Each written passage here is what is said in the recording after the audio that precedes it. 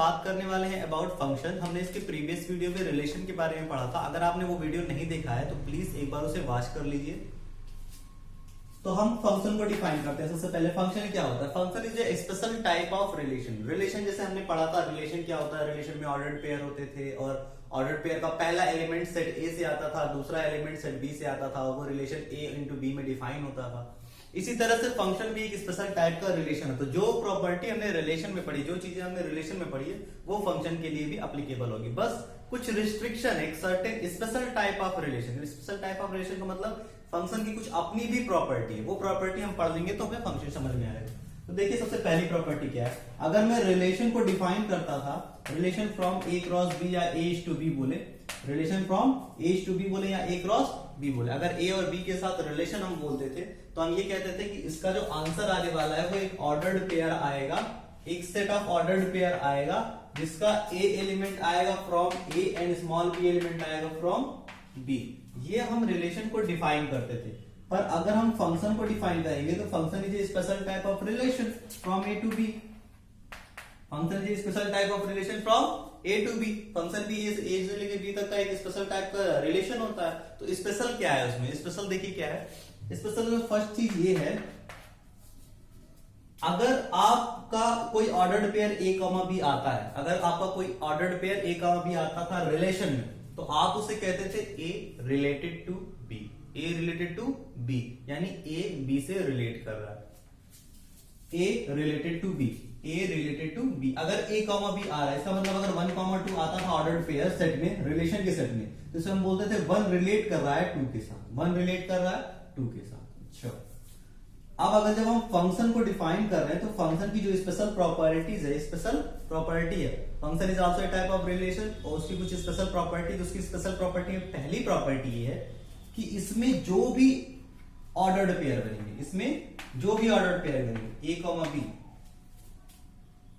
ए के हर एक एलिमेंट का कोई ना कोई ऑर्डर्ड पेयर होगा। ए के हर एक एलिमेंट का कोई ना कोई ऑर्डर्ड पेयर होगा, मतलब कोई रह नहीं सकता, कोई छूट नहीं सकता। जैसे हम जब रिलेशन पढ़ते थे तो रिलेशन में बस जो रिलेशन को सेटिस्फाई करते थे वो ऑर्डर्ड पेयर आ जाते थे, उसमें कोई कुछ एलिमेंट ए के छूट भी जाते थे, जिसका कोई भी ऑर्डर, जिसका कोई भी वो रिलेशन नहीं होता था बी के साथ। कुछ एलिमेंट ए के छूट जाते थे जिसका बी के साथ कोई रिलेशन नहीं होता था।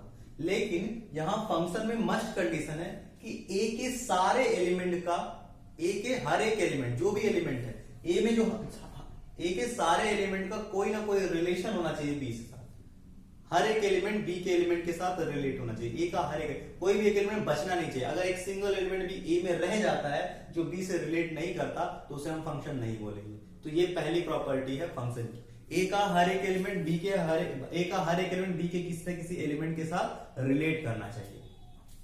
सेकेंड प्रॉपर्टी ये है कि ए का कोई सिंगल एलिमेंट, कोई भी एक एलिमेंट बी के एक से ज्यादा एलिमेंट के साथ रिलेट नहीं करना चाहिए। इसका मतलब जैसे सपोज कर लीजिए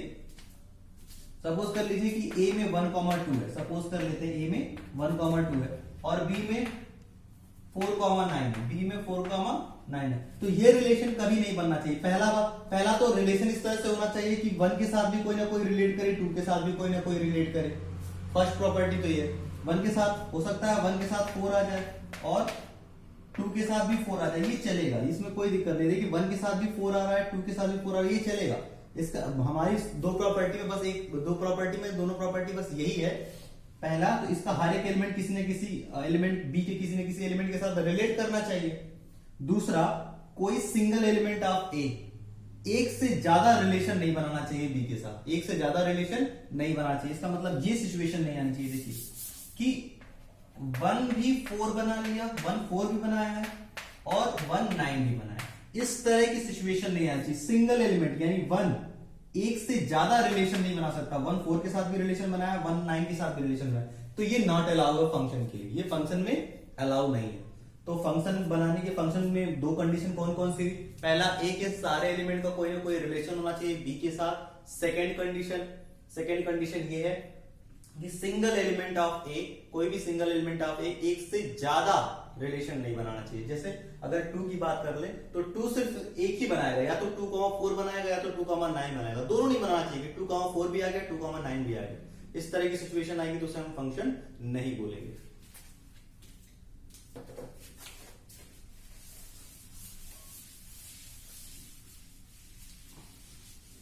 मैंने कुछ एग्जांपल दे रखे हैं, ये रिलेशन है, ये रिलेशन है। सेट हमें नहीं मालूम सेट कौन सा है, लेकिन अगर हमें सेट नहीं मालूम होता है कि ए और बी क्या क्या है, तो हम बस ये देखते हैं कि वो दोनों कंडीशन सेटिस्फाई हो रही है कि नहीं। मतलब हम बस उसमें ये देखेंगे कि क्या सिंगल एलिमेंट कोई सिंगल एलिमेंट ऐसा तो नहीं है जो एक से ज्यादा पेयर बना रहा है, एक से ज्यादा रिलेशन बना रहा है। हम बस ये देखेंगे, क्योंकि यहाँ डोमेन डिफाइन नहीं है, रेंज डिफाइन नहीं। डोमेन इन द सेंस कि जो सेट ए होता है जहां से पहला ए एलिमेंट आता था, रिलेशन का स्मॉल एलिमेंट जहां से आता था, एक ए क्रॉस बी होता था ना, तो ए को हम बोलते थे डोमेन। तो अगर वो दोनों गिवन नहीं है इस क्वेश्चन में, तो हम बस ये देखेंगे, हमारी वो प्रॉब्लम सॉल्व हो जाएगी। जो हमारी पहली कंडीशन थी फंक्शन की, वो उसको हम इग्नोर कर देंगे अगर हमारा सेट नहीं दिया है कि उसका हर एक एलिमेंट किसी ना किसी से रिलेट करना चाहिए। दूसरी प्रॉपर्टी पर बस गौर करेंगे। दूसरी प्रॉपर्टी जो ये थी, सिंगल एलिमेंट एक से ज्यादा रिलेशन नहीं बनाना चाहिए। तो ये 3 क्वेश्चन दे रखे हैं, ये तीनों रिलेशन है, ये तीनों रिलेशन है, first relation, second relation, third relation. हमें ये बताना है कि कौन सा रिलेशन फंक्शन है। तो देखिए 2 किसके साथ रिलेट कर रहा है, 1 के साथ। 2 किसी और के साथ रिलेट कर रहा है, नहीं। 5 किसके साथ रिलेट कर रहा है, 1 के साथ। 5 किसी और के साथ रिलेट कर रहा है, नहीं। 8 किसके साथ रिलेट कर रहा है, 1 के साथ। 11 1 के साथ, 14 1 के साथ, 17 1 के साथ। तो ये कुछ इस तरह की सिचुएशन हो गई। ये 2 है, ये 5 है, ये 8 है, ये 11 है, ये 17 है। ये सेट ए के एलिमेंट है और ये सेट बी का एलिमेंट है। बी का एलिमेंट सिर्फ और सिर्फ 1 दे रखा है। ये भी इससे रिलेट, ये भी इससे रिलेट, ये भी इससे रिलेट, ये भी इससे रिलेट, ये भी इससे रिलेट।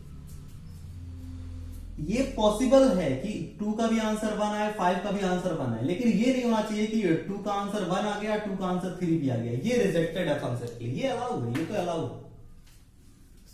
2 डिफरेंट एलिमेंट ए के सिंगल आंसर प्रोड्यूस कर सकते हैं, लेकिन single element of A 2 different answer produce नहीं कर सकता। ये रिस्ट्रिक्शन है, तो ये अलाउ है। अभी कोई भी किसी भी प्रॉपर्टी को वायलेट नहीं कर रहा। देखिए इस सेट के सारे एलिमेंट कोई ना कोई रिलेशन बना रहे हैं बी के एलिमेंट के साथ, और कोई भी एलिमेंट इसका ऐसा नहीं है जो एक से ज्यादा रिलेशन बना रहा है। सबके सब एक ही रिलेशन बना रहे हैं, सबके सब एक ही रिलेशन बना रहे हैं। तो इस तरह से ये फंक्शन हुआ। सेकेंड क्वेश्चन पे आते हैं।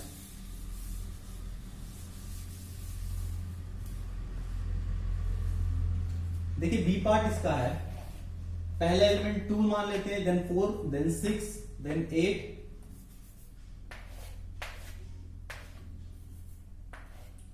then 10, then 12, and then 14. This is the set A, and then B set. B set is 1, 2, 3, 4, 5, 6, and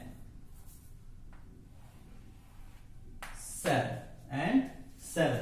तो देखिए हो क्या रहा है, 2 is related to 1, 4 is related to 2, 6 is related to 3, 8 is related to 4, 10 is related to 5, 12 is related to 6, 14 is related to 7.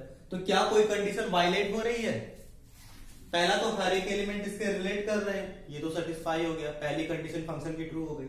Second, कोई भी single element ए का ऐसा नहीं है जो बी के 2 एलिमेंट के साथ रिलेट कर रहा हो, सबके सब एक एक एलिमेंट के साथ रिलेट कर रहे हैं। तो यहाँ पे दोनों कंडीशन सेटिस्फाई हो रही है, तो ये भी एक फंक्शन है। तो second is also a function. Third की तरफ बढ़ते हैं। थर्ड में देखिए 1 3 भी बना रहा है, 1 5 भी बना रहा है। थर्ड के डोमेन की बात करें, अगर ए सेट की बात करें, ए सेट में 1 है, 1 ऑलरेडी लिख चुके, 2 हो गया। बी सेट की बात करें तो बी में 3 है एंड 5 है। देखिए 1 is related to 3, 1 is related to 5, 2 is related to 5. इसके सारे एलिमेंट उसके साथ रिलेट कर रहे हैं, 1 भी रिलेट कर रहा है, 2 भी रिलेट कर रहा है। तो पहली प्रॉपर्टी सेटिस्फाई, ए सेट का सारा एलिमेंट, हर एक एलिमेंट उसके साथ रिलेट करना चाहिए। दूसरा देखिए, single element of A can related with single element of B. Single element of A can related with only 1 element of B. एक से ज्यादा नहीं हो सकते, सिर्फ और सिर्फ एक होंगे। तो यहाँ पे देखिए क्या हुआ, अगर एक एलिमेंट A1 की बात करें तो 1 3 से भी रिलेटेड है, 1 5 से भी रिलेटेड है। अगर 1 3 से भी रिलेटेड है, 1 5 से भी रिलेटेड है, तो ए का सिंगल एलिमेंट एक से ज्यादा रिलेशन बना रहा है, इसका मतलब ये एप्लीकेबल नहीं है, तो थर्ड वाला फंक्शन नहीं हो।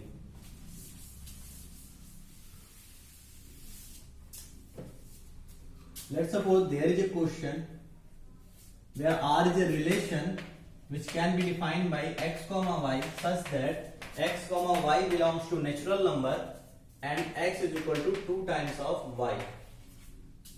R is a relation such that R is a relation which is equal to x comma y such that x comma y belongs to natural number and x is equal to 2y। ये आपका एक question दे रखा है, आपको ये बताना है क्या ये फंक्शन है या नहीं।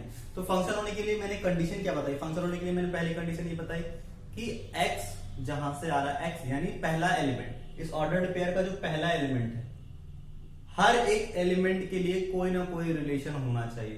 पहला एलिमेंट कहां से आ रहा है, नेचुरल नंबर, नेचुरल नंबर के हर एक एलिमेंट के लिए कोई ना कोई रिलेशन होना चाहिए y के साथ, y के साथ यानी y जहां से आ रहा है, y कहां से आ रहा है, नेचुरल, यानी नेचुरल नंबर का हर एक नेचुरल नंबर का कोई ना कोई रिलेशन होना चाहिए नेचुरल नंबर के ही साथ। ये n में डिफाइन है ना, तो n क्रॉस n। तो अगर हम इसे चेक करना चाहते हैं क्या ये फंक्शन है, तो हर एक नेचुरल नंबर के लिए कोई ना कोई रिलेशन होना चाहिए दूसरे नेचुरल नंबर के साथ। तो देखिए, लेकिन यहाँ पे अगर हम इस रिलेशन की वो निकालना चाहें, इस रिलेशन के ऑर्डर्ड पेयर क्या क्या आएंगे, तो वो ऑर्डर्ड पेयर आएंगे जिसमें x 2 टाइम्स ऑफ y होगा, इसमें 2 टाइम्स ऑफ y नहीं है। देखिए x क्या 2 टाइम्स ऑफ y है, तो ये एग्जिस्ट नहीं करेगा, इसमें है नहीं एग्जिस्ट करेगा, अच्छा इसमें है, इसमें भी नहीं एग्जिस्ट करेगा क्योंकि x 2 टाइम्स ऑफ y नहीं है। तो किसमें होगा, 2 कॉमा 1। देखिए x is 2 times of y, इसी तरह से 4 comma 2, then 6 comma 3, then 8 comma 4, 10 comma 5। ये कुछ ऐसे ऑर्डर्ड पेयर हैं जो इस रिलेशन का पार्ट बनेंगे, इस रिलेशन के आंसर में आएंगे। तो अगर उसमें 2 कॉमा 1 है, 4 कॉमा 2 है, 6 कॉमा है, तो अच्छा एक बात बताइए, इसमें क्या 3 के साथ भी कोई रिलेशन बन रहा है, 3 के साथ कुछ नहीं बन रहा है, 5 के साथ कुछ बन रहा है, 5 के साथ कुछ नहीं बनेगा, 5 के साथ कोई भी एलिमेंट रिलेट नहीं करेगा। और हमने फंक्शन के बारे में क्या पढ़ा है कि अगर आपने x नेचुरल नंबर से लिया है, अगर आपने x नेचुरल नंबर से लिया है, तो नेचुरल नंबर का हर एक एलिमेंट कोई ना कोई रिलेशन बनाना चाहिए। तो यहाँ सारे एलिमेंट रिलेशन नहीं बना रहे हैं, तो ये रिलेशन फंक्शन नहीं कहला सकता। अब अगर मैं यहां पे कह दूं, अभी यहां पे कह दूं कि x y belongs to natural number नहीं है, जिसमें जो x लिया गया है वो इवन नेचुरल नंबर है, नेचुरल नंबर तो है लेकिन इवन वाले हैं, even natural number, x is a even natural number and y simply belongs to natural number, y simply belongs to natural number। ठीक है, इसका मतलब x के एलिमेंट जो हैं x y,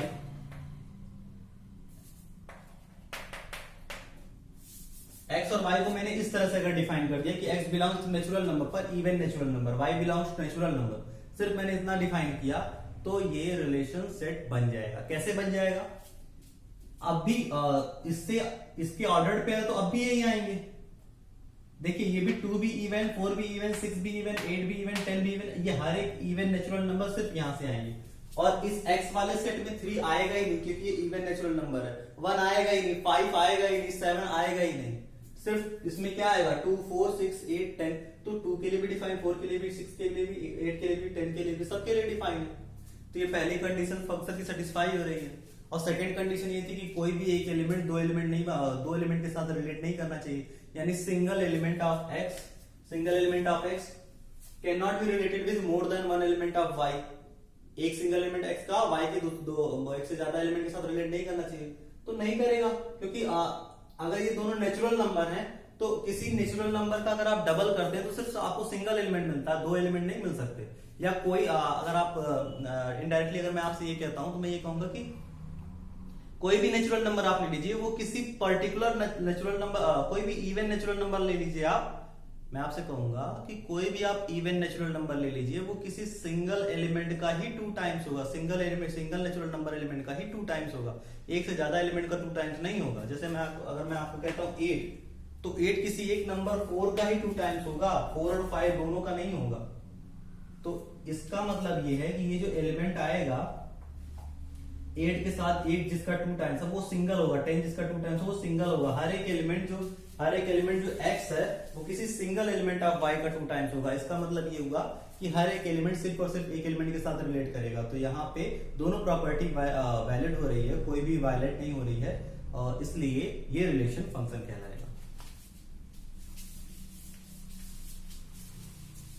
अगर इसी क्वेश्चन में हम डोमेन, रेंज और कोडोमेन की बात करते तो हमने इनपुट कहां से लिया है, इवन नेचुरल नंबर से, तो इवन नेचुरल नंबर हो जाता हमारा डोमेन। और हमने रेंज कहां से मिली हमें, रेंज हमें मिल रही नेचुरल नंबर से, रेंज हमें मिल रही है, जिसको जो हम आंसर निकाल रहे हैं रेंज, वो हमें कहाँ मिल रहा है, नेचुरल नंबर से। तो रेंज हमारा ये तो आ रहा था, रेंज y की वैल्यू होती है y 1 2 3 4 5 6 7 8 9, यही सब तो आ रहा है। ये सब क्या है, नेचुरल नंबर। तो रेंज हमारा नेचुरल नंबर आएगा। कोडोमेन का मतलब होता है 1 2 3 5 जहां से आ रहा है, तो ये भी नेचुरल नंबर से ही आ रहा है, तो कोडोमेन भी नेचुरल नंबर हो जाएगा।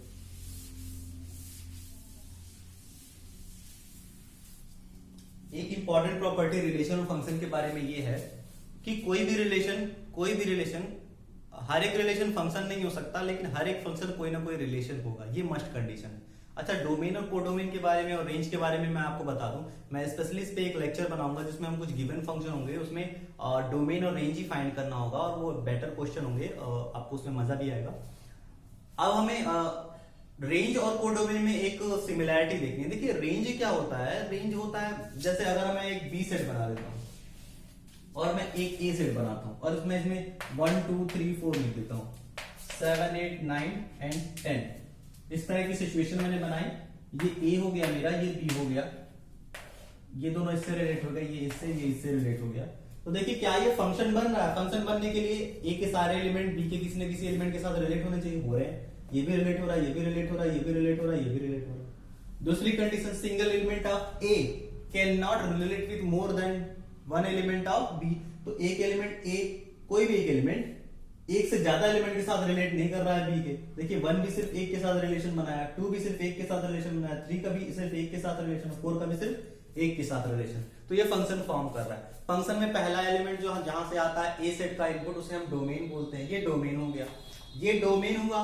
रेंज क्या होता है, जो वैल्यू रिलेट होके आती है, वो सेट जो y की वैल्यू कंटेन करता है, y की जो पॉसिबल वैल्यू आई है। जैसे x की पॉसिबल वैल्यू क्या है, x जो हमने इनपुट में लिया 1 2 3 4, ये x की वैल्यू, तो इसे हम डोमेन बोलेंगे।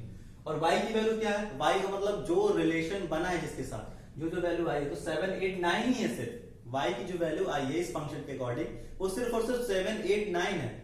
कोई भी आप ऑर्डर पेयर लेंगे तो उसमें आपको या तो 7 मिलेगा, 8 या तो 9, 10 नहीं मिलेगा, क्योंकि 10 किसी के साथ रिलेट ही नहीं हो रहा है। तो y की जो पॉसिबल वैल्यू आती है उसे हम रेंज बोलते हैं। रेंज होता है y की पॉसिबल वैल्यू, यानी 7 8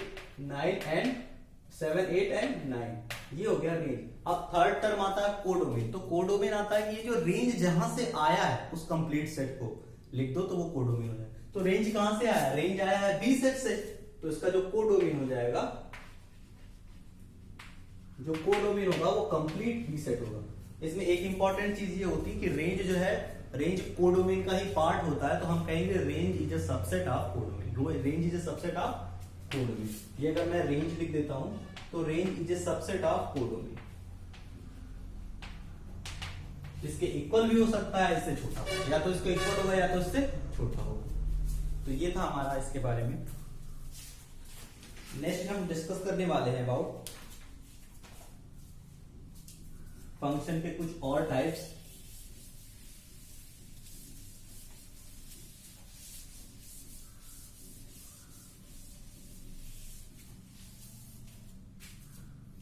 अच्छा देखिए, अगर फंक्शन इस तरह से डिफाइन किया गया है, फंक्शन को इस तरह से डिफाइन किया गया कि उसमें ए और बी नहीं दिया, यानी फंक्शन तो हमेशा ट्रू सेट पे डिफाइन होता है, ए इंटू बी।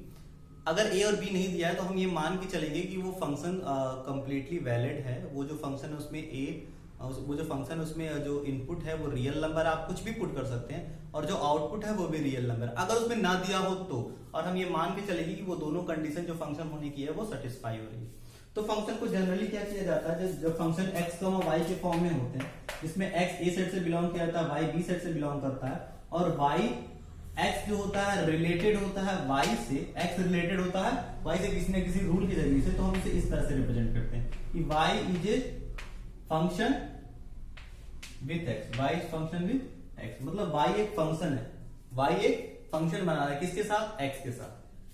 फंक्शन इस तरह का है कि उसमें आप x डालेंगे और y आपको मिल जाएगा। फंक्शन आपका इस तरह से, फंक्शन एक मशीन की तरह वर्क करता है, मशीन आप इस तरह कह सकते हैं। उस फंक्शन में आप इनपुट डालेंगे, आपको आउटपुट मिल जाएगा। जैसे अभी हमने रिलेशन जो पढ़ा था x is equal to 2y, just इससे पहले x is equal to 2y, x is equal to 2y, तो x आप इनपुट दे रहे थे, यहाँ आप इनपुट दे रहे थे, उसके करस्पॉन्डिंग y निकल के आ रहा था। x आप इनपुट दे रहे थे, उसके करस्पॉन्डिंग y निकल के आ रहा था।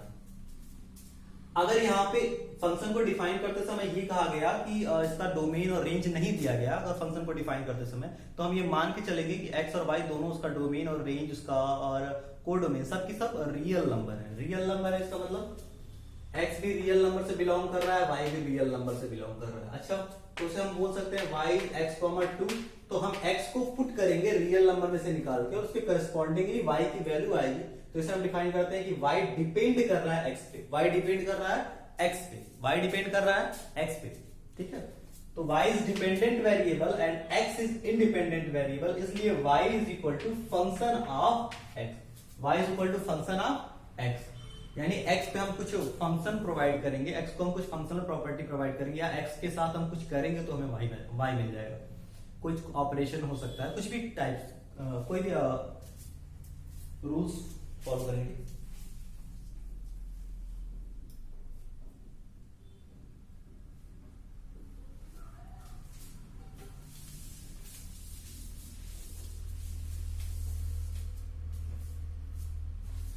जैसे मैं एक फंक्शन लिख रहा हूं y is equal to f x, where f x is equal to x square, f x is equal to x square.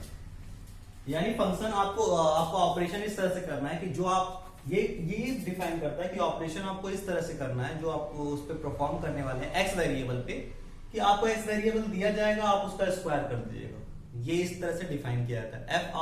F of with in bracket x का ये मतलब होता है कि आपको एक्स पे ऑपरेशन करना है। ऑपरेशन कैसे करना है कि जो आपको मैं दूंगा एक्स, उसका आपको स्क्वायर कर देना है, जो मैं आपको एक्स दूंगा उसका आपको स्क्वायर कर देना, ठीक है।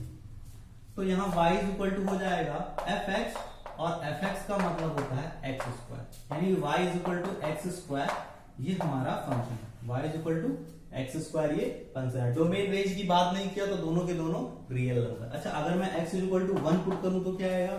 x is equal to 1 put करूंगा तो 1 पुट करने पर 1 स्क्वायर यानी 1 आएगा। x is equal to 2 put करूं तो क्या आएगा? x is equal to 2 put करूं, यहाँ 2 हो जाएगा, 2 का स्क्वायर, आंसर आ जाएगा 4। x is equal to 3 put करूं तो क्या आएगा? 3 पुट करने का मतलब हमें 3 पे फंक्शन प्रोवाइड करना है, 3 पे ऑपरेशन करना है, और 3 पे ऑपरेशन करना कैसा होता है? 3 स्क्वायर के बराबर होता है। तो y इक्वल टू 3 स्क्वायर यानी 9 आ जाएगा। तो इस वर्ड से मत घबराइएगा, ये वर्ड बस सिंपल है, रिप्रेजेंटेशन, एक टाइप ऑफ रिप्रेजेंटेशन, कि हमें x पे ऑपरेशन परफॉर्म करना है, ये एक रिप्रेजेंटेशन है। x ही y is equal to x हमें इनपुट देना है, x हम पुट करेंगे, उसके करस्पॉन्डिंग हमें y निकल के आएगा। अगर ये फंक्शन होगा तो x y रिलेट कर रहे होंगे ना, तो x आप पुट करेंगे, y आएगा। चलिए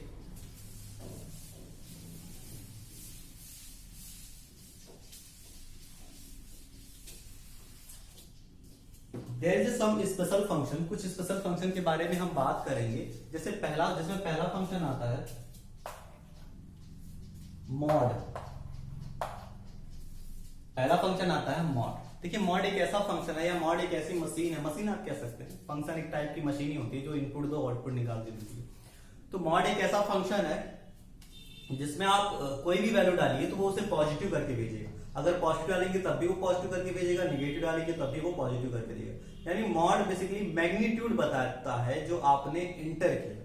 मॉड बेसिकली मैग्नीट्यूड बताता है जो आपने इंटर किया। इसका मतलब कैसे? जैसे अगर मैं कहूं y इक्वल टू मेरा एक फंक्शन है, और फंक्शन को मैंने कैसे डिफाइन किया है? फंक्शन को मैंने इस तरह से डिफाइन किया कि f x is equal to mod of x. तो अगर मैं कहूं x is equal to 1 put करते हैं तो क्या करेगा?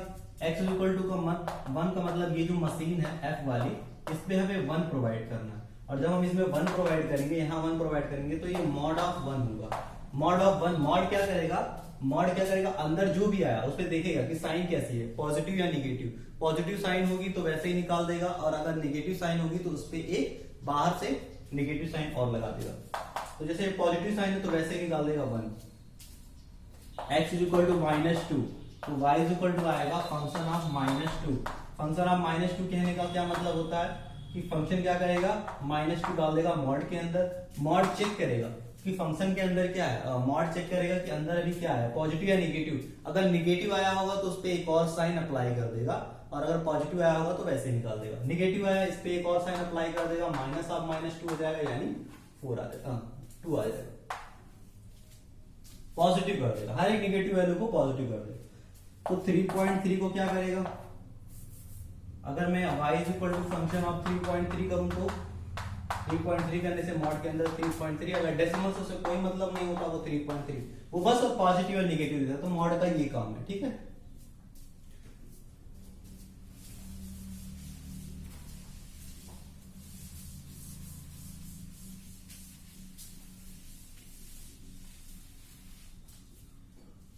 मॉड के बाद अब हमारा एक टॉपिक है greatest integer function. Greatest integer function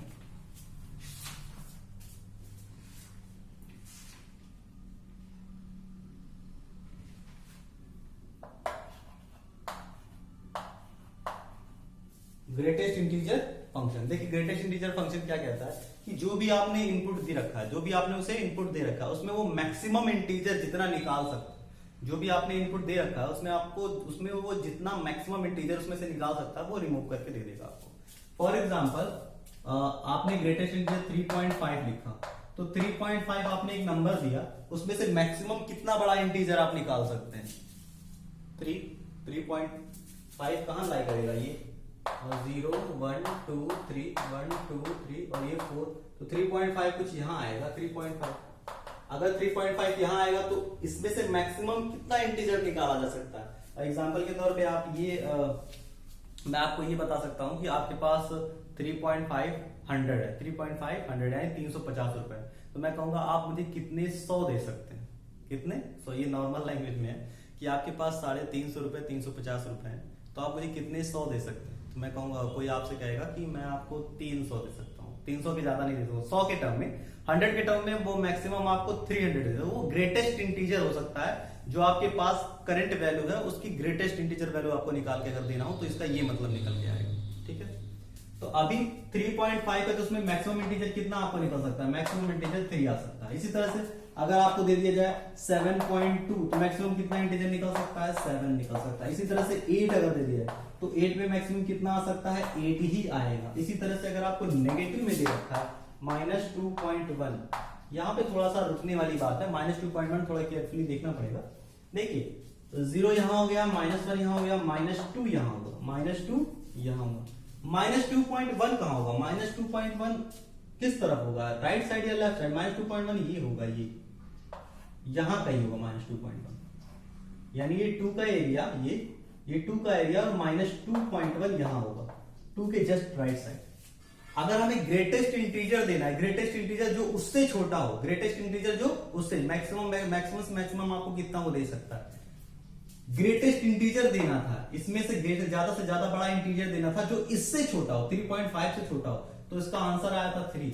7.2 में ग्रेटेस्ट इंटीजर देना था जो इससे छोटा हो, तो उसका आंसर आया था 7। 8 में ग्रेटेस्ट इंटीजर देना था जो इससे छोटा हो, तो उसका आंसर आया था 8। इसी तरह से -2.1 में अगर ग्रेटेस्ट इंटीजर देना हो जो उससे छोटा हो, तो इसका आंसर -2 नहीं आएगा, इसका आंसर -2 नहीं आएगा। -2 इसलिए नहीं आएगा कि -2.1 से बड़ा हो गया, हमें ग्रेटेस्ट इंटीजर देना रहता है लेकिन इससे छोटा होता है, इससे वो छोटा होता है या उसके बराबर होना चाहिए, तो इससे छोटा नहीं है -2 तो इससे बड़ा हो गया, इसके छोटा होना चाहिए या बराबर होना चाहिए, तो इसका आंसर आएगा -3। जो भी नंबर इससे छोटा होगा वो इसके लेफ्ट साइड एग्जिस्ट करेगा, लेफ्ट साइड -3 होता है, लेफ्ट साइड -3 होता है। अगर मैं कहूं कि यहाँ पे एक नंबर है तो उससे जस्ट छोटा इंटीजर कौन सा होगा, तो आप लेफ्ट साइड चेक करोगे ना, राइट साइड तो वैल्यू बढ़ जाती है।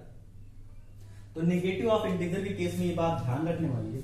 तो अगर मैं इसको फंक्शन के टर्म में लिखता हूं एक तरह से, और मैं कह दूं कि ग्रेटेस्ट इंटीजर ऑफ x है, ग्रेटेस्ट इंटीजर x है, इसकी वैल्यू बताइए क्या क्या आएगी, इसकी वैल्यू बताइए क्या क्या आएगी। तो मैं कहूंगा पहले हम पॉसिबिलिटी चेक करते हैं क्या, अगर x इंटीजर होगा, जैसे -2 है तो -2 के साथ -2 ही आ जाता है, -2 के साथ -2।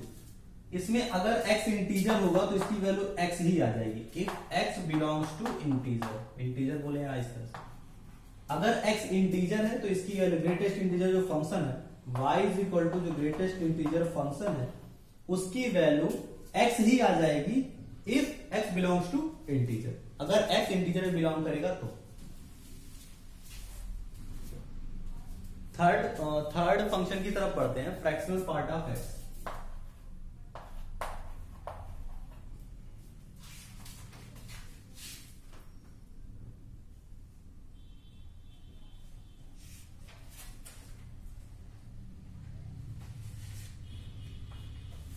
देखिए फ्रैक्शनल पार्ट क्या करता है, फ्रैक्शनल पार्ट जो भी आपने इनपुट दे रखा है, ये एक ऐसा फंक्शन है y is equal to fractional part of x। ये एक ऐसा फंक्शन है कि जो भी आपने इनपुट दे रखा है उस इनपुट में से वो जो फ्रैक्शन है वो रिमूव कर देता है, इंटीजर को छोड़कर जो फ्रैक्शन है उसे निकाल देता है। जैसे फ्रैक्शनल पार्ट ऑफ वर्क कैसे वर्क करता है, देखिए 7.21 दे रखा आपने इनपुट, मान लीजिए अगर आपने 7.21 इनपुट दे रखा है तो वो क्या करेगा, 0.21 आपको आंसर देगा, बाकी 7 रिमूव कर देगा, यानी सिर्फ और सिर्फ फ्रैक्शन पार्ट देता है। उसका फ्रैक्शन कितना है 7.2 में 7.21 में ये पार्ट डेसिमल वाला पार्ट देता है, यानी 0.21। इसी तरह से अगर आपको दे दिया जाए 9.2 दे दिया जाए तो इसका आंसर वो कितना देगा, 0.2 दे देगा। इसी तरह से अगर आपको सिर्फ और सिर्फ 9 दे दिया जाए तो इसका फ्रैक्शनल पार्ट वो कितना देगा, 0, यानी उसमें कोई भी फ्रैक्शनल पार्ट नहीं है, कोई भी फ्रैक्शनल पार्ट नहीं है। इस तरह से फ्रैक्शनल पार्ट डिफाइन होता है कि फ्रैक्शनल पार्ट क्या देता है, कि फ्रैक्शनल पार्ट की वैल्यू हमेशा जो भी नंबर आपको इनपुट दिया है उसमें जो डेसिमल वाला पार्ट होगा, जो उसका डेसिमल वाला पार्ट होगा वो देगा। फ्रैक्शनल पार्ट को डिफाइन इस तरह से किया जाता है कि जो फ्रैक्शनल पार्ट है वो x में से integer of x, greatest integer x subtract करने पर आता है, ग्रेटेस्ट इंटीजर x सब्ट्रैक्ट करने पे आता है। अच्छा, इस तरह से इसे डिफाइन किया गया कि अगर आप फ्रैक्शनल पार्ट में से उसका ग्रेटेस्ट इंटीजर निकाल ले, अगर आप फ्रैक्शनल पार्ट में से उसका ग्रेटेस्ट इंटीजर निकाल, कोई भी नंबर फ्रैक्शनल पार्ट से अगर आप उस नंबर में से उसका ग्रेटेस्ट इंटीजर रिमूव कर ले, उस नंबर में से उसका ग्रेटेस्ट इंटीजर रिमूव कर ले, तो जो बाकी टर्म बचेगा वो फ्रैक्शनल पार्ट उसका बच जाएगा। अगर ये इस तरह से डिफाइन किया जा रहा है तो नेगेटिव के लिए कैसे वर्क करेगा जरा हम देखते हैं। -3.1 का अगर हमें फ्रैक्शनल पार्ट निकालना है तो ये वैल्यू क्या आती है, देखिए -3.1 का फ्रैक्शनल पार्ट निकालना है तो हम कहेंगे जो भी x दे रखा है उसमें से उसका ग्रेटेस्ट इंटीजर रिमूव कर लिया जाए। तो -3.1 में से उसका ग्रेटेस्ट इंटीजर रिमूव, -3.1 का ग्रेटेस्ट इंटीजर क्या होगा, -4, अभी हमने जस्ट पढ़ा, -4 रिमूव कर दिया जाए, यानी -3.1 माइनस +4 कर दिया जाए, यानी 4 में से 3.1 अगर आप सब्ट्रैक्ट करेंगे तो आपका आ जाएगा 0.9। तो ये आ जाएगा फ्रैक्शनल पार्ट की वैल्यू 0.9। नेगेटिव नंबर के लिए फ्रैक्शनल पार्ट की वैल्यू 0.9।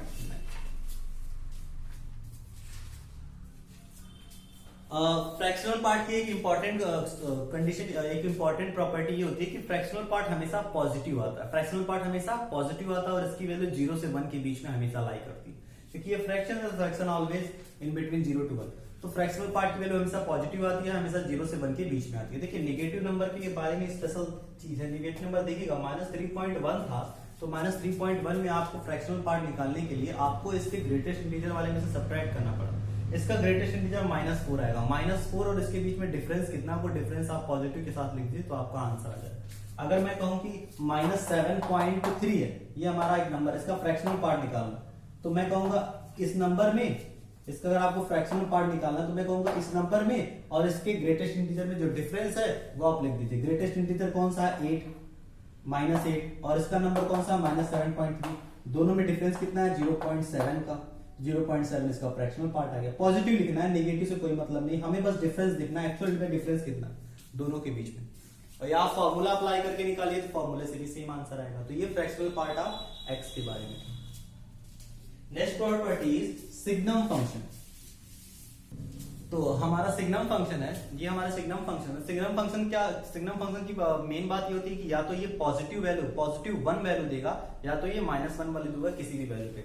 फॉर एग्जाम्पल जैसे हम सपोज कर रहे हैं y is equal to value निकालने के लिए f ऑफ 2.1, अगर 2.1 निकालने के फंक्शन में तो 2.1 किसके बराबर होगा, 2.1 बराबर होगा 2.1 upon mod of 2.1।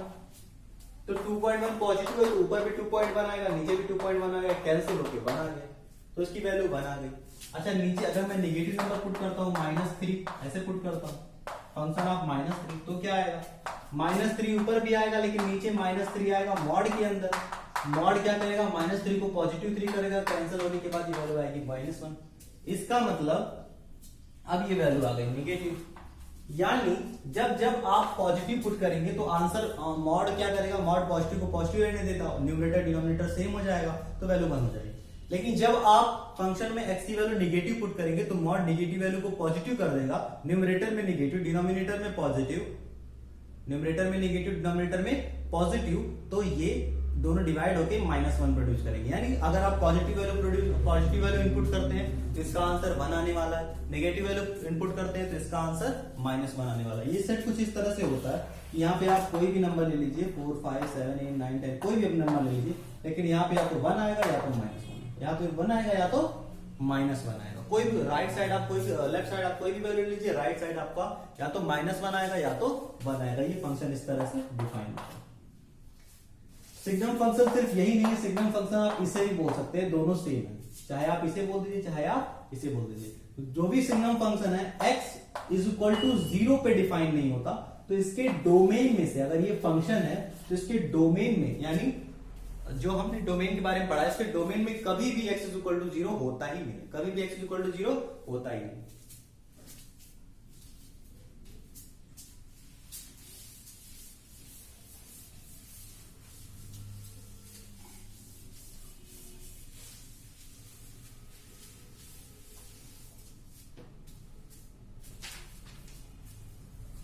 Next thing is quadratic function.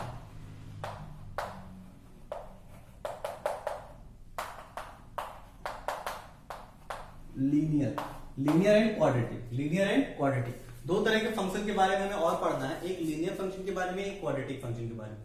देखिए लीनियर फंक्शन किस तरह से होता है, y इज इक्वल टू, अगर आपका function fx is in the form of ax plus b, अगर ax प्लस b के फॉर्म में जिसमें x की पावर 1 है तो इसे हम बोलेंगे ये लीनियर फंक्शन है। और y इज इक्वल टू, अगर आपका fx जो फंक्शन है वो इस फॉर्म में ax square plus bx plus c where a does not equal to 0, यहां भी a does not equal to 0 होना चाहिए, तो हम बोलेंगे कि ये क्वाड्रेटिक फॉर्म में। नेक्स्ट एक टॉपिक आ जाता है कांस्टेंट। अगर y is equal to something c के फॉर्म में है fx तो इसे हम बोलेंगे कि ये कांस्टेंट फंक्शन है। लीनियर फंक्शन के कुछ एग्जांपल मैं आपको बता दूं, y is equal to 2x plus 3, y is equal to -x plus 9, y is equal to -x, ये कुछ एग्जांपल है लीनियर फंक्शन के। क्वाड्रेटिक फंक्शन के कुछ मैं एग्जांपल बता दूं, y is equal to 2x square plus 3, y is equal to 4x square plus 9x plus 8, ये कुछ एग्जांपल है क्वाड्रेटिक इक्वेशन के। इसी तरह से कांस्टेंट फंक्शन के कुछ example, y is equal to 2 and y is equal to 3, y is equal to -1, ये कुछ एग्जांपल हैं कांस्टेंट फंक्शन के। कांस्टेंट फंक्शन इंडिपेंडेंट होता है, वो x पे डिपेंड नहीं करता, उसकी x को आप चेंज कर, x को आप कितना भी चेंज कर दीजिए उसकी एक ही वैल्यू आएगी हमेशा 2, y is equal to 2, y is equal to 2, y is equal to 2, आप इनपुट कुछ भी दीजिए तो इंडिपेंडेंट अपॉन इनपुट होता है। अब तीनों फंक्शन के हमें ग्राफ के बारे में पढ़ना है। ग्राफिकल एनालिसिस फंक्शन में जरूरी होती है। जैसे जैसे मैं आपको फंक्शन में मैं थोड़ा सा लंबा टाइम देके पढ़ाता हूँ, क्योंकि फंक्शन में मुझे बेसिकली हर एक प्रॉब्लम मैं ग्राफ से कराता हूँ। क्यों? क्योंकि ग्राफ से कराने से ये होता है कि आपकी जब आप आगे पढ़ेंगे differential calculus, integral calculus, 12th में सिर्फ यही 2-3 टॉपिक पढ़ते हैं, या तो डिफरेंशियल या तो इंटीग्रल या तो फिर वेक्टर, ये 3 टॉपिक मेजर टॉपिक है, उसमें 12th खत्म हो जाता है। तो अगर मैं फंक्शन ग्राफ से पढ़ाता हूं तो मुझे वो सारी चीजें पढ़ाने में आसानी होती है और जल्दी से जल्दी वो खत्म हो जाता है। इसमें टाइम देता हूं तो उन सब में टाइम बच जाता है। तो हम यहाँ पे हर एक चीज को ग्राफिकल एनालिसिस से पढ़ेंगे, हर एक चीज की ग्राफिकल एनालिसिस करेंगे। तो हम स्टार्ट करते हैं। तो पहले हम लीनियर से स्टार्ट करते हैं। आपने 9, 10 सब में पढ़ा होगा, लीनियर फंक्शन का ग्राफ एक स्ट्रेट लाइन आता है और क्वाड्रेटिक फंक्शन का ग्राफ एक पैराबोला टाइप का आता है। ठीक है, तो लीनियर फंक्शन का अगर मैं ग्राफ बनाऊं तो क्या आएगा, लीनियर फंक्शन ग्राफ इस तरह से हो जाए। ये लीनियर फंक्शन का ग्राफ है।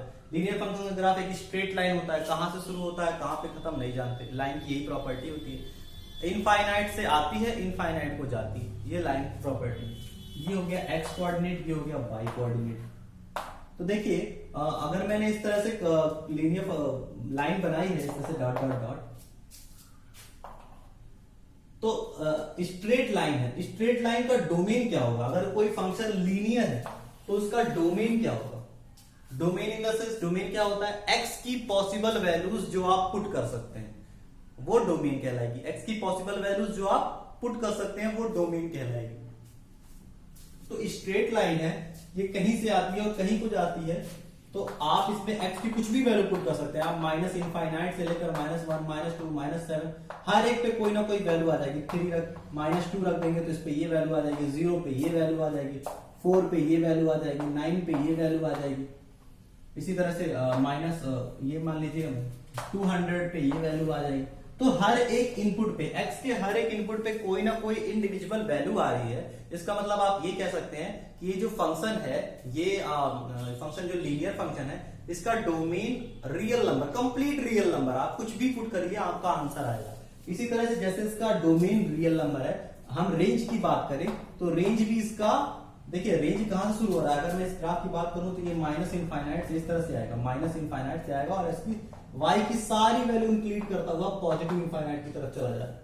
इसका मतलब वो माइनस इनफाइनाइट से पॉजिटिव इनफाइनाइट तक सारी रियल वैल्यू इंक्लूड कर रहा है। तो इसका रेंज भी हम कहेंगे कि इसका रेंज भी रियल नंबर है, इसका रेंज भी रियल नंबर है। तो लीनियर फंक्शन की प्रॉपर्टी यही होती है कि लीनियर फंक्शन का डोमेन और रेंज दोनों के दोनों रियल नंबर होते हैं। लीनियर फंक्शन हर एक टर्म पे डिफाइन होता है, अगर वो हर एक टर्म पे डिफाइन होगा तो उसका डोमेन भी रियल नंबर ही होगा। जब हम डोमेन के प्रॉब्लम को सॉल्व करते हैं तो बस हम ये देखते हैं कि फंक्शन कहां कहां डिफाइन है। अगर फंक्शन ओवरऑल हर एक वैल्यू पे डिफाइन है तो उसका जो डोमेन होगा वो कंप्लीट रियल नंबर आ जाता है। अगर फंक्शन में कुछ रिस्ट्रिक्शन है कि बस ये यहीं पे डिफाइन है, ये यहीं पे डिफाइन है, तो उस रिस्ट्रिक्शन को रिमूव कर देंगे तो बाकी जो बचेगा वो टर्म डोमेन में आ जाता है। अभी हम इसके बारे में पढ़ेंगे। और देखिए क्वाड्रेटिक के बारे में देखते हैं। क्वाड्रेटिक का ग्राफ,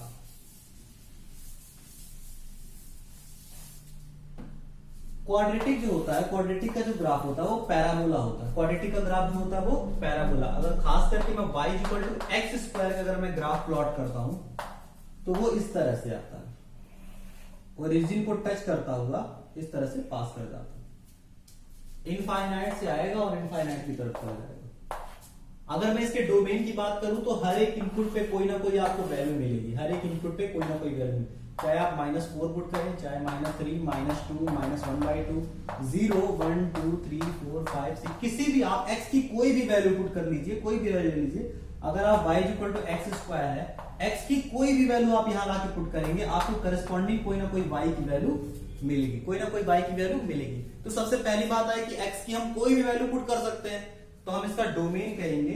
इसका जो डोमेन होगा, डोमेन होगा x belongs to real number, सारा रियल नंबर, कोई भी रियल नंबर आप इसमें इनपुट कर सकते हैं। इसका domain x belongs to real. अब हम रेंज के बारे में आते हैं। देखिए रेंज के बारे में अगर हम y equal to x square की बात करें तो हम कहेंगे y equal to x square एक ऐसा वो होता है, फंक्शन होता है जो हमेशा पॉजिटिव वैल्यू रिजल्ट के फॉर्म में देता है। आप उसमें पॉजिटिव इनपुट करिए तो वो स्क्वायर करके पॉजिटिव कर देगा, अगर आप नेगेटिव इनपुट कीजिए तो भी वो स्क्वायर करके पॉजिटिव कर देगा। पॉजिटिव तो पॉजिटिव ही रहता है, नेगेटिव भी नंबर स्क्वायर होने के बाद पॉजिटिव हो जाता है। इसका मतलब ये जो रिजल्ट आएगा इसका y equal to x square का हमेशा पॉजिटिव आएगा, हमेशा पॉजिटिव। और रिजल्ट यानी जो आंसर आता है उसे हम बोलते हैं range of the function, range of the function बोलते हैं उसके रिजल्ट को।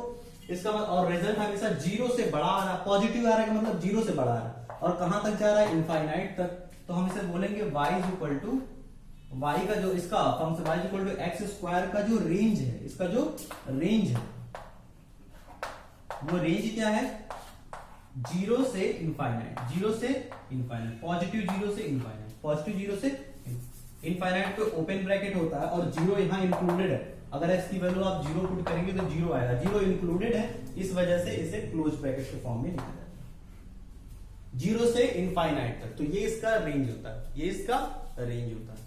अभी हम इसमें जब हम क्वाड्रेटिक के बारे में हमने जहां पे पढ़ा होगा, क्वाड्रेटिक में मैंने इसकी क्वाड्रेटिक में मैंने खासकर क्वाड्रेटिक ग्राफ की एनालिसिस मैंने की है, तो उसमें मैंने ग्राफ के बारे में काफी कुछ पढ़ा है।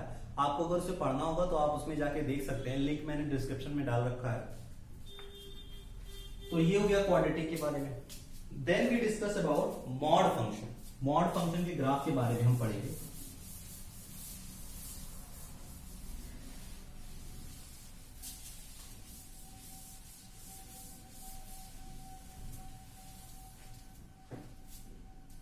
देखिए मॉड फंक्शन का जो ग्राफ होता है, मैंने बताया था मॉड हर एक वैल्यू को पॉजिटिव कर देता है, मॉड हर एक वैल्यू को पॉजिटिव।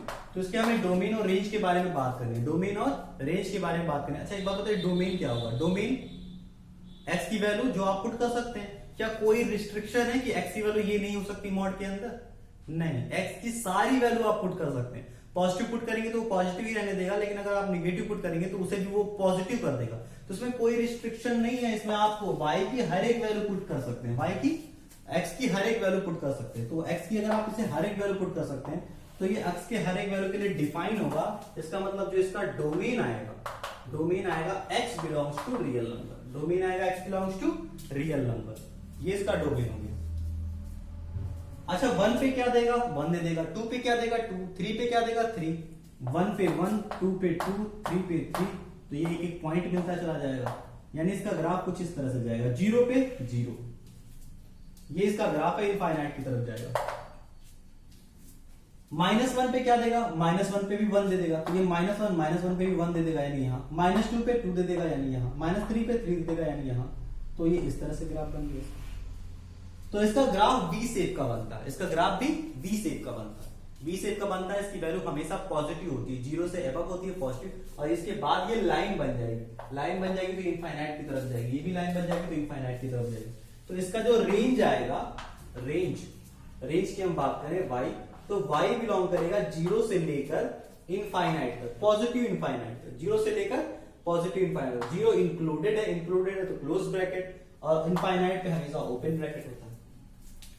तो इस तरह से इसका डोमेन और रेंज निकलता है, उसका ग्राफ। मॉड x का ग्राफ ये होता है, मॉड x का ग्राफ ये।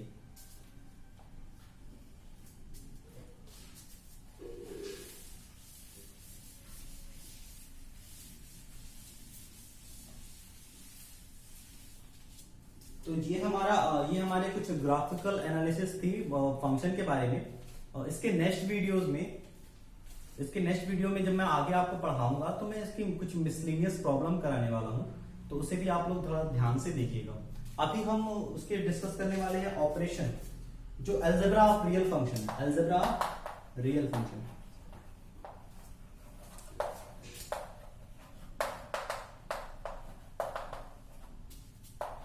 अलजेब्रा ऑफ रियल फंक्शन कहने का मतलब होता है कि दो अलग अलग फंक्शन को एडिशन करना, दो अलग अलग फंक्शन का सब्ट्रैक्शन, दो अलग अलग फंक्शन का मल्टीप्लिकेशन, दो अलग अलग फंक्शन का डिवीजन, ये अलजेब्रा ऑफ फंक्शन कहलाता है। Algebra of function. आप कोई भी अलजेब्रा करिए इसका, चाहे आप एडिशन करिए, चाहे आप मल्टीप्लिकेशन करिए, चाहे आप डिवीजन करिए, चाहे आप सब्ट्रैक्शन कीजिए, कुछ भी कीजिए, लेकिन वो सिर्फ दो उन्हीं फंक्शन के साथ हो सकता है जिन दो फंक्शन का डोमेन सेम हो, जिन दो फंक्शन का डोमेन सेम। अगर डोमेन दोनों का सेम होगा तभी आप ये ऑपरेशन परफॉर्म कर सकते हैं, वरना ये ऑपरेशन आप परफॉर्म नहीं कर सकते, जैसे y is equal to f of x which is equal to x, ये एक फंक्शन है। y is equal to f of x, ये फंक्शन है। तो x में हम क्या पुट कर सकते हैं? कुछ भी पुट कर सकते हैं, यानी y is equal to x आए, y is equal to x एक फंक्शन है, तो x में आप क्या पुट कर सकते हैं? कुछ भी पुट कर सकते हैं। स्ट्रेट लाइन फंक्शन बनेगा, स्ट्रेट लाइन फंक्शन बनेगा तो ये इसका domain real number. y is equal to x square, इसमें आप क्या पुट कर सकते हैं? इसमें भी आप कुछ भी पुट कर सकते हैं। x में अगर आप कुछ भी पुट कर सकते हैं तो इसमें इसका डोमेन क्या बनेगा? वही रियल नंबर। इसका भी डोमेन रियल नंबर, इसका भी डोमेन रियल नंबर। इन दोनों नंबर्स को आप ऐड कर सकते हैं, या सब्ट्रैक्ट कर सकते हैं, या डिवाइड कर सकते हैं, या मल्टीप्लाई कर सकते हैं, या डिवाइड कर सकते हैं, या मल्टीप्लाई कर सकते हैं। लेकिन डिवाइड में एक प्रॉब्लम आएगी, वो अभी मैं आपको बताऊंगा। तो अगर मैं इसे f कहता हूं और इसे g कहता हूं, तो f प्लस जी कैसे होगा? f plus g of x कैसे होगा? f plus g of x is equal to f x plus g x होता है, f x plus g x होता है, यानी x plus x square, x plus x square. इसी तरह से f माइनस जी क्या होगा? ये हो जाएगा f x minus g x, f x minus g, यानी x minus x square. f into g क्या हो जाएगा? x into x square. और f अपॉन जी क्या हो जाएगा? f अपॉन जी हो जाएगा f अपॉन जी, यानी x upon x square, x upon x square, ये दोनों हो जाएंगे। लेकिन एक प्रॉब्लम है यहाँ पे, प्रॉब्लम ये है कि अगर आप डिवीजन रूल अप्लाई करते हैं तो x अपॉन एक्स स्क्वायर, तो इसके डोमेन में तो रियल नंबर आ रहा है, रियल नंबर यानी हर एक नंबर, तो रियल नंबर में जीरो भी इंक्लूड होगा, रियल नंबर में जीरो भी इंक्लूड होगा। अच्छा आप एक बात बताइए कि जब हम डिवीजन करेंगे और डिवीजन में x के प्लेस पे 0 रखेंगे तो क्या ये वैल्यू डिफाइन होगी, क्या ये वैल्यू आंसर आएगा? यानी 1/0 क्या कोई नंबर होता है रियल नंबर? नहीं, 1/0 कोई भी रियल नंबर नहीं होता। इसका मतलब 0 पे डिफाइन नहीं होगा। तो 0 पे डिफाइन नहीं होगा तो इन चारों केस, इस वाले केस के लिए जब y = x और y = x² होगा उसके लिए f g डिफाइन है, f - g डिफाइन है, f * g डिफाइन है, लेकिन f/g डिफाइन नहीं है। भले ही उन दोनों का डोमेन सेम है, भले ही उन दोनों का डोमेन सेम है। f/g के लिए डोमेन के सेम होने के साथ साथ एक कंडीशन और भी होती है कि x does not equal to 0 या denominator does not equal to 0, denominator does not equal to 0, denominator कभी भी 0 के बराबर नहीं होना चाहिए। ये एक और कंडीशन होती है इसके लिए। लेकिन यहाँ डिनोमिनेटर में x² आ रहा है और x² 0 हो सकता है। अगर मैं इसके डोमेन में से, अगर मैं कहूं कि इसका डोमेन रियल नंबर -0 है और इसका डोमेन भी रियल नंबर, और रियल नंबर में से 0 निकाल दो, वो है रियल नंबर में से 0 निकाल दो, रियल नंबर में से 0 निकाल दो, इनका भी डोमेन रियल नंबर ये कर दो, इन दोनों का डोमेन सेम कर दूं और सेम करके क्या कर दो, रियल नंबर -0 यानी 0, रियल नंबर में से 0 निकाल दो, तो ये डिवीजन भी परफॉर्म हो जाएगा क्योंकि उसमें अब 0 नहीं है। 0 नहीं है तो x² की वैल्यू 0 नहीं आएगी। तो कहने का सिर्फ इतना सा मतलब था, डिवीजन आप तभी अप्लाई कर सकते हैं जब आप श्योर हो कि किसी भी x के किसी भी वैल्यू पे डिनोमिनेटर की वैल्यू 0 नहीं आएगी। इन तीनों के लिए कंडीशन है कि डोमेन सेम होना चाहिए, लेकिन डिवीजन के लिए जो कंडीशन है वो डोमेन के सेम होने के साथ साथ denominator does not equal to 0 भी होना चाहिए। तो ये था फंक्शन की थ्योरी के लिए। आगे की वीडियो में हम इसकी कुछ मिसलेनियस प्रॉब्लम और कुछ बोर्ड के क्वेश्चन सॉल्व करेंगे। तो I hope you like that और आप उसे जरूर एक बार देखिएगा। Thank you.